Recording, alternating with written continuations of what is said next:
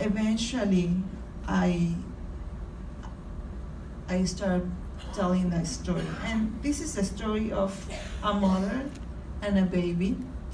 And not only I wanted to tell the story of just straight how I came, because I realized that for years when I was talking with families especially, and they will ask me, and Yuyi, so how did you come to the United States?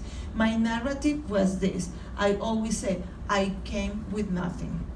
I crossed the border from Mexico through Ciudad Juarez and El Paso, and all I had with me was a baby in my arms and a bag with clothes. And I say that for many, many years. And it was much recently that I realized how incomplete my narrative was, because I kept saying that I came with nothing. And most people see immigrants as people that come with nothing. So, of course, when they come here, they come to grab, they come to take what is here, what others have already worked for, when in reality is that we already come with a lot of baggage. We have what I imagine always, this backpack, this mochila full of things. And I said to explore, what is this about bringing things? What do we bring when we come to a new country? And I also wanted to tell the story of how I found my path and I found a home in the most unlikely and improbable place, at least for me, because I never expected I would find anything like the public library. So the story starts with a dream. I dream of you, then you appear. Together we became amor, love, amor, resplendent life, you and I. And then I set up to tell the story of how my son and I came and became immigrants. So it begins, of course, with a text, and then my map. And my map is these thumbnails, and I call them thumbnails because they are not bigger than my thumb.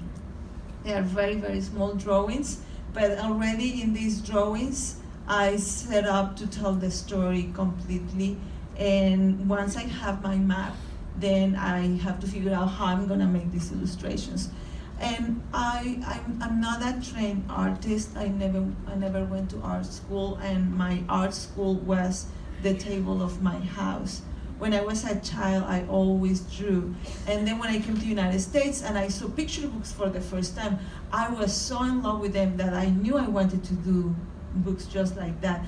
And one thing that I had always been very good at is at copying. And when I say that I'm good at copying, it doesn't mean that when I copy something, it's gonna look exactly like the thing I'm copying. It means that it is my way of learning. It means that the more I do it, the more I realize what I can do on my own. And what I did with books, the books that I love, is that I start trying to make art in the way that I saw that some artists like David Shannon, like Marjorie Priceman, and many of these artists were doing their artwork for their picture books. So because I'm not trained except for trying to copy what others were doing, I feel like I don't have a technique that I am committed to, because pretty much anything that I do, I'm gonna have to learn how to do it. Pretty much everything I do, I don't know how to do it, so I'm gonna have to find out how. My mother has a saying that when we were kids and we will ask her a question, she will always have an answer, and we will say, so Mom, how do you know that? And she will say, because I know everything. And then she will say, and whatever I don't know, I make it up. And that has to stay with me, that now I realize that we don't have to know anything. We don't have to know how to do things, because we can always learn how to do it. And if we don't know, we can just make it up and figure it out and do as if we know how to do it. And in my case, almost every book I create at this point more than a commitment to a technique, is a commitment to finding out how can I best tell this story. And for dreamers, and you can see that one of my helpers, for dreamers, I decided I was gonna make this book. First I made line drawings just like that, those are ink on paper. And after that, I needed to put color to this world that I was depicting. And I decided I was gonna do it. Oh, there is my studio, this is where I work, and those are my other two helpers. You see them? Yeah, right there.